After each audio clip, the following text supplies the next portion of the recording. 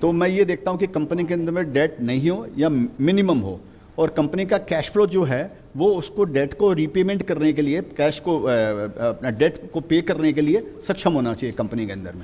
माने अपने औकात से ज़्यादा बड़ा एक्सपेंशन नहीं होना चाहिए कंपनी के अंदर में कि उसका वो उतना फाइनेंशियल कैपेसिटी नहीं है और वो कंपनी बड़ा एक्सपेंशन कर ले। कभी कभी कंपनियाँ हो जाती है बहुत ज़्यादा एम्बिशियस हो जाती है कि कैश फ्लो आ रहा है और हम उसके अंदर में ज़्यादा एक्सपेंशन कर लेते हैं। ये काम अतुल ऑटो में भी हुआ था सर 2016-17 में। आपके एग्जांपल के लिए बता रहा हूँ, वैसे मैं डायरेक्टर हूँ अतुल ऑटो में, ये भी मैं आपको बता देता हूँ, लेकिन यहाँ हम डिस्कस कर रहे हैं, समझिए केस स्टडी कर रहे हैं।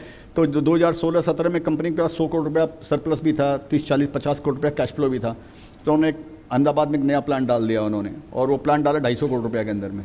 तो मेरा डिसएग्रीमेंट भी था कि इतना बड़ा एक्सपेंशन नहीं करना चाहिए, लेकिन समझिए उसमें मार्केट भी अच्छा था, ऑटोमोबाइल का मार्केट अच्छा था, तो उन्होंने 250 करोड़ का प्लांट डाल दिया। वो प्लांट बैठते बैठते 2019 आ गया, और तब तक 19-20 तब तक कोविड आ गया। तब तक तो कोविड में ऐसा वो बैठा कि मार्केट पूरा साफ़ हो गया और कंपनी में 100 करोड़ का डेट आ गया।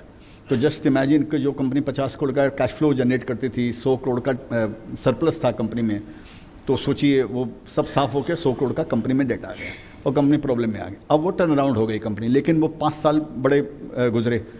तो मैं ये देखता हूँ कि ये कंपनी जो है रीजनेबल, पास्ट में इसने क्या क्या काम किए हैं 15-20 साल के अंदर में, जो मैनेजमेंट ने एश्योरेंस दिए हैं वो काम किया है कि नहीं किया, जो एक्सपैंड कंपनी ने किया, वो एक स्टेबल कंपनी होनी चाहिए। फ्लक्चुएशन माने क्या इसको बोलते हैं, वो एक तो मैनिपुलेशन नहीं होना चाहिए, मैनेजमेंट का वो ठीक होना चाहिए, और कंपनी के अंदर में कोई तरह का इतना ज़्यादा ओवर एम्बिशियस नहीं हो। तो मैं उसको ज़्यादा देता हूँ, महत्व ज़्यादा देता हूँ। और बैलेंस शीट में खाली मैं देखता हूं कि रीजनेबल प्रॉफिट है कंपनी के अंदर में, आगे की ऑर्डर बुक ठीक है, आगे का मार्केट साइज ठीक है।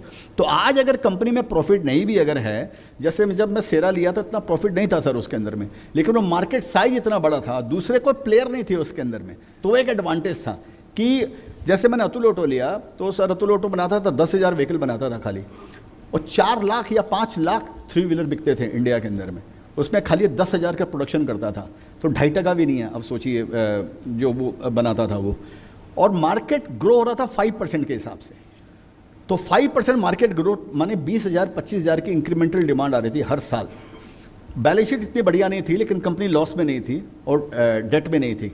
तो फिर मैंने ये अटेम्प्ट किया। तो इस बोलकर मैं उसमें फाइनेंशियल में खाली ये देखता हूँ कि अपनी साल 2 साल ठीक से अपना निकाल लेगी, और मैं कोई स्ट्रिक्ट ये नहीं देखता हूँ कि ROC 20 से ऊपर होना चाहिए, ROE इतना होना चाहिए, इतना P रेशियो होना चाहिए, इतना उस समय मैं नहीं देखता। I was to ask that only. So whether you relate the PE multiple, EBITDA multiple with the price for to hold the shares.